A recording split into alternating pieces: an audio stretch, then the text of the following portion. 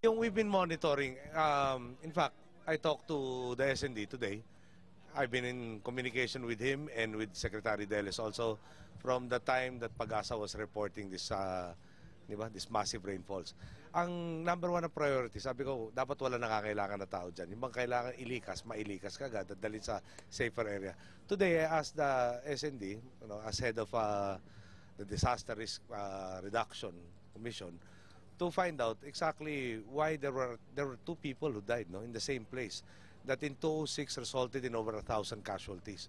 So, i-review natin. I'm also going to task the DNR, DPWH, amongst others, na relocate na meron pa rin na namatay. No? Gusto ko makuha yung details. And the end point being, yung something like 66, I think, of our 80 provinces are at high risk. So all the aims are to reduce the risks that all of these communities are facing. Pero ako rin, yung major issue is St. Bernard again, in southern Leyte, no? At nirelocate na karamihan, bakit parang in danger pa rin? Mr. President, sir, good morning. Joel, ikaw ba yan? Yes, sir. Oh. Sir, the DOF is set to issue another set of global peso bonds. Sir, our last issue was, as you said, 13 to 14 times oversubscribed. Ano yung expectations natin with this upcoming issue? Alam niyo, pinag-usapan ko yung di ba? Nabanggit ko sa inyo yung binalita sa akin sa nangyari sa Convergys. No? Mali pala yung data ko. Kulang pala yung sinasabi ko. They did not only, I think they started out with 5 floors in that San Lazaro complex. They now occupy 8. Yeah, in-inform tayo nung kanilang managing head that they actually opened another one in Alabang. It's their 13th, no? So that is just para an example of the renewed confidence in our country's economy. I was told by another investment fund, a Scandinavian country, informally, na Indonesia and the Philippines are the hottest destinations for all of these investments. So will I say it will be 13 times oversubscribed? I don't know, no? There are other factors. Hindi pa fully resolved, for instance, yung Korea, no, na issue. May konti pang tensions dyan. But we think it will be in the general frame of parang the response will be in the same vein as what happened in the first global offering.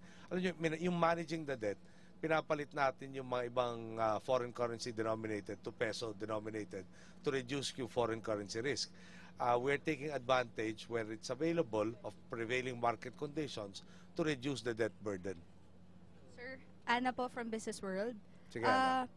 Meron na po ba tayong final date for LEDAC meeting? And ano po yung mga primary topics na mapag-uusapan? Hiningi nung ating cabinet secretaries an extension, if I'm not mistaken, para second week of January to finish yung implementation aspects and also to come up with kino-consolidate natin yung various pieces of legislation that we will be asking the legislature to act upon. So, hopefully before the end of January, we will have the LEDAC already. Sir, another issue po. I understand magre-release na po ng EO on Open Skies. Ano po ba yung coverage nito, sir? International airports or yung mga secondary gateways lang natin? At ano yung mga countries na covered din ng EO? Secondary gateways ang focus, and this is basically how should I put it? Meron ng previous na EO that allowed, no, this pocket open skies na kung tinatawag. So we're just reaffirming the same. And sorry, I don't have the list of the airlines that have already signified their interest, no, to enter into this new avenue. Alam niyo, just to highlight the problem, EU blacklisted tayo, di ba? Pag pupunta sa Manila papuntang Cebu, parang kailangan pang pumunta na Singapore raw para makaabot na Cebu. Dahil they cannot ride carriers that are on the blacklist. So we are trying to remove ourselves from that blacklist with the cooperation of yung ICAO amongst others. Okay? Sir, isa lang kay Delon Sir Star. Amnesty, sir. Apparently no takers willing ba kayo to modify yung application amnesty or is it a take it or leave it thing? Hintay ko muna yung report, no? Dito SND. So we will check kung walang takers. I don't think that's the case, no? But let me check on the data. Sir, good afternoon. Si Raymond sa Bombo Radio. Yung the SND just informed me that Senator Trillanes will be applying tomorrow. Sir, good afternoon. Sir, Attorney Francisco is asking Malacanang to intervene dun sa toll rate hike. I'm sorry, hindi kita marinig. Pakilakas. Attorney Francisco, one of the petitioners, is asking Malacanang to intervene to the toll rate hikes. Hindi naman niya kailangan kami pakiusapan. Matagal na namin talaga pinag-aaralan. Ulitin ko lang, may conflict. Number one, ayaw natin pataasan yung toll rates. On the other hand, yung conflict comes in the fact that maraming agreements entered into that guarantee them a certain rate of return. Now, yung paano natin i-mitigate yan, amongst the things that are being considered, PNCC, for instance, gets some proceeds from it, and we were thinking of utilizing that to fund part of yung returns nila. Unfortunately, yung opinion so far is that yung i-deliver ng PNCC will revert to the National Treasury at kailangan na appropriations from Congress, and we are studying which of these options. No? Yung, in fairness to these corporations, nag-delay na sila na kanilang rate increases. But it is still not finalized as to how we will mitigate the same. But the instructions are very clear.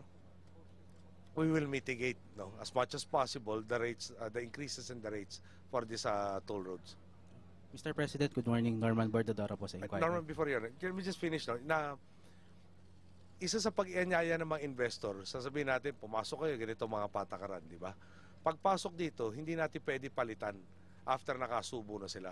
Yun ang talagang magpapasama ng ating reputasyon sa buong international community, at para sinabi na rin natin, hindi magte-take off yung PPP. Pag hindi nag-take off yung PPP, bawas yung mailalagay natin sa social concerns. So ito yung mga conflicting requirements sa sinusubukan natin resolution. Norman. Sir, sir, before the holidays, sir, 7 mining firms in Northern Mindanao, sir, nag-threaten to pull out because of yung hike daw po sa revolutionary tax ng NPA. Sir, now na lifted na po yung ceasefire po, may particular instructions po ba sa armed forces regarding this? Isa sa mga topics sa amin kanina sa command conference, no? Hindi lang yung revolutionary taxes, pati yung permit to campaign na issue. And I think it's very clear cut as yung the duty and the mandate of our armed forces and the Philippine National Police. So that will be attended to. Sir, last na, Charmaine Deogracia, sir, from NHK.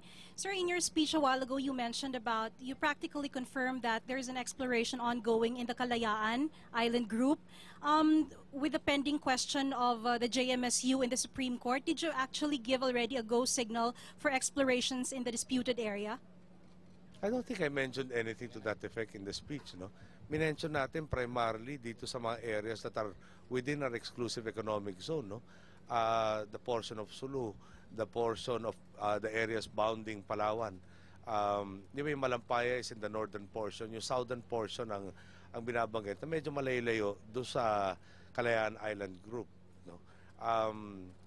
Ang isa sa diniscuss rin namin ngayon, yung joint seismic study na nag-encroach sa ating territorial waters, buti nag-lapse na. Pero that shouldn't have happened. No? So, yung, again, we will not inflame tensions in the Spratly Island Group, the Kalayaan Island Group. We will always work to achieve diplomatic solutions to all of these contending claims on the Kalayaan Island Group. Okay? Happy New Year sa inyo lahat.